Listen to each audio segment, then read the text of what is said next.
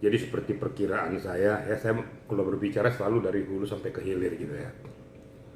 Seperti yang sudah saya sampaikan, apabila sudah ditetapkan sebagai tersangka dan ditahan berarti sudah ada benang merahnya. Makanya diterima sama JPU.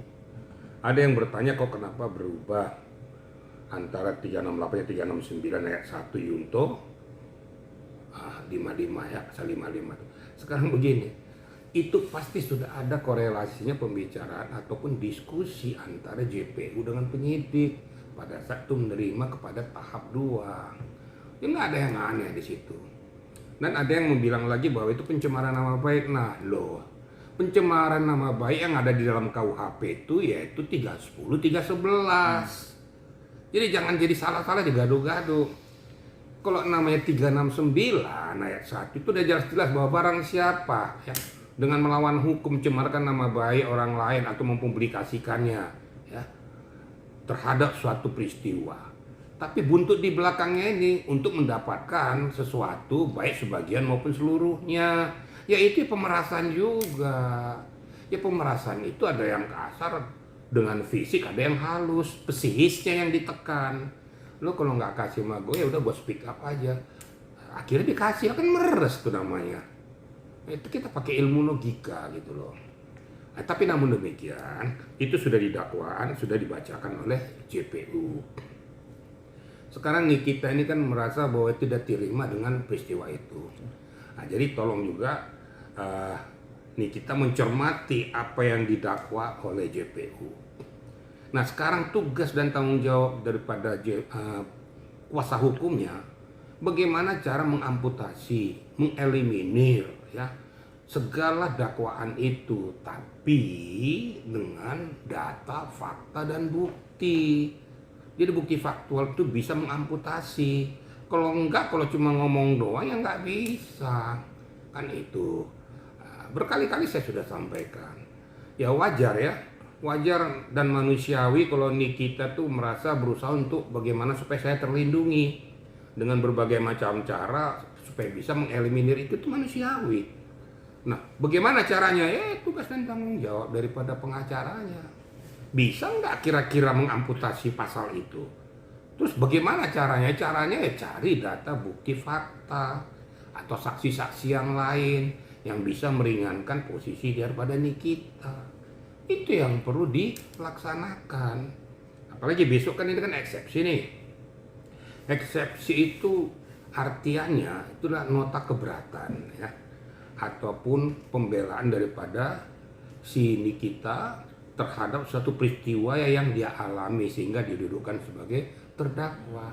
Nah cermati apa yang disampaikan oleh JPU. Bahkan disebut-sebut juga ada juga orang-orang lain yang ada di dalam BAP itu disebutkan. Nah ini yang harus dicermati betul-betul. Lah menurut hemat saya ini kan sudah kadung basah. Ya sudahlah, ini kita buka aja semuanya. Nah sekarang yang jadi masalah sekarang supaya semuanya clear. Ya sudah bongkar saja semuanya apa yang dilakukan oleh Reza. Nah kuasa hukum Reza juga siap-siap untuk membentengi itu, menyatakan bahwa skincare-nya itu memang sesuai dengan standar dari kelayakan yang dipersyaratkan oleh BPOM. Makanya berkali-kali saya katakan BPOM itu bunyi gitu loh, jangan diem aja gitu. Kalau sudah masuk di meja persidangan itu sudah fakta persidangan, nggak ada yang diubah. Yang jadi masalah di sana divonis atau dibebaskan, cuma itu, nggak ada yang diubah. Nah dakwaan inilah yang perlu dipertanggungjawabkan oleh JPU dan kuasa hukum daripada Reza. Dan dakwaan ini juga merupakan tanggung jawab daripada Banmit CS untuk mengamputasi. Makanya berkali-kali saya katakan uji data dan fakta sehingga bisa saling memberikan pertanggungjawabannya. Bisa nggak mengantisipasi, bisa mengamputasi nggak, yang satu lagi bisa nggak mempertahankan. Kemudian kalau dituduhkan nanti masalah skincare-nya, bisa nggak menunjukkan bahwa skincare-nya itu sesuai dengan standarisasi. Kan tinggal gitu aja. Nah nanti ini semua kan dirangkum oleh hakim, dianalisis, baru diambil benang merahnya, layak atau tidak diberikan sanksi atau mungkin lepas dari hukum dan lain sebagainya, nanti kan kelihatan benang merahnya. Nah, seperti apa yang dikatakan penyidik, lari ke JPU ternyata sama juga, masuk juga ke fakta persidangan. Disinilah uji pembuktian. Niki udah seperti terlihat banget nih menahan amarah dan membuat petisi juga buat Pak Presiden tentang dirinya. Ini mungkin Irjen menanggapi seperti apa sih petisi yang diajukan oleh Niki untuk Presiden Prabowo? Saya juga lucu juga, itu petisi apa kayak petisi angkatan nama-nama aja gitu loh. Bilang aja keluhan jiwa kayak surat terbuka kayak pakai petisi, seolah-olah kayak seperti mau perang gitu loh. Ya namanya keluhan kepada presiden atau kepada pemangku kebijakan itu sah-sah saja. Dan apa yang dilakukan oleh Nikita itu manusiawi. Namanya dia kan dalam posisi terjepit. Wajar dong, manusiawi dong dia minta perlindungan supaya posisi kasus ini jangan dia dikebiri. Karena Nikita merasa bahwa ini sepertinya seolah-olah dia dipojokkan atau dikriminalisasi, menurut kan gitu. Nah sekarang buktikan saja, presiden menerima laporan tersebut, ya tentunya akan menganalisis, tapi tidak boleh masuk dalam substansi permasalahan. Karena negara kita mengandung azas trias politika. Jadi itu ada 3 lembaga, eksekutif, legislatif, dan yudikatif. Ketiga-tiganya ini tidak boleh saling bersinggungan. Jadi presiden nggak boleh masuk intervensi.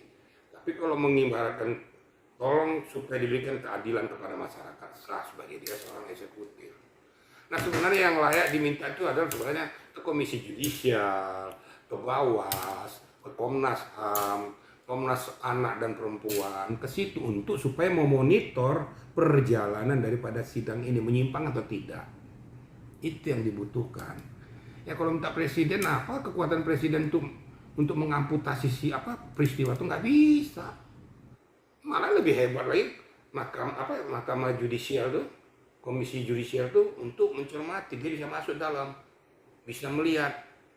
Tapi presiden kan nggak bisa minta mana BAP-nya, kan nggak bisa. Kira-kira gitu ya. Jadi kita berpikir yang waras-waras aja gitu. Mungkin gerasi kali dianggap gerasi seperti gerasi. Oh gerasi kan berbeda.